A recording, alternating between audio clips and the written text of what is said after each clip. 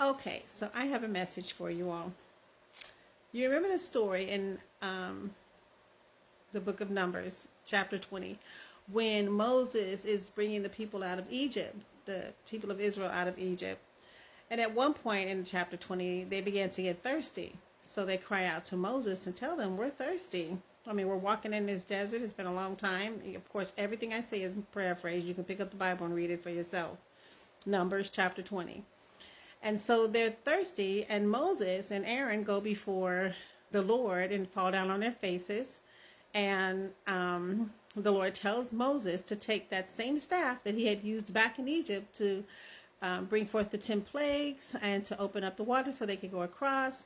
And he tells them go over to Horeb and to speak to the rock, and the rock will bring forth water for the people.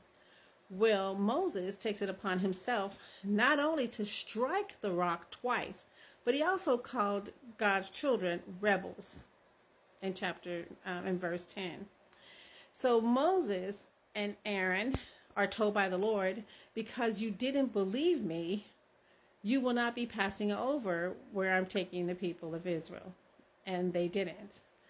And I said all that to say is, no matter how much work Moses did while he was in Egypt in front of Pharaoh, the 10 plagues and the constant going back and forth with Pharaoh, and then splitting the water open, and then delivering the 10 commandments, it came down to one act of disobedience, and he lost the privilege of going over into the promised land that the Lord had promised the children of Israel. And I'm telling you that because it doesn't matter what you do when it comes to doing something physical for God, or for people, or feeding them, feeding the homeless, going out of your way to help people, helping people pay their bills, or whatever you call yourself doing as a Christian. When you are disobedient, the Lord pretty much does the same thing your parents do.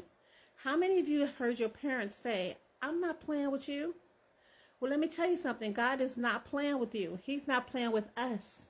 When he says do something, it is accountable unto us to do what the Lord tells us to do. And he's not going to go back and say, well, I remember you did all this.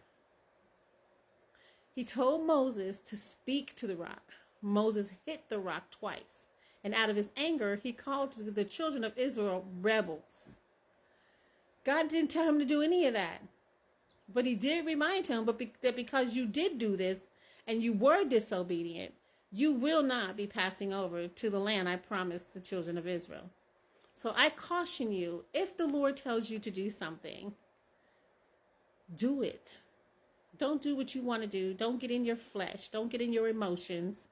Do what God has called you to do, because guess what? God is not playing with you. He's going to keep his word. He's going to keep his decision. And he will bless your obedience.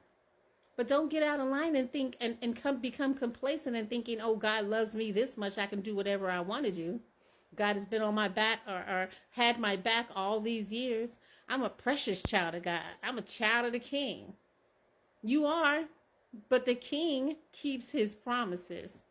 And he said, do this, and you need to follow through. God loves you, else he wouldn't be putting forth this warning. Somebody needs this word. Do what God has told you to do, and not what you think you ought to do. Love you.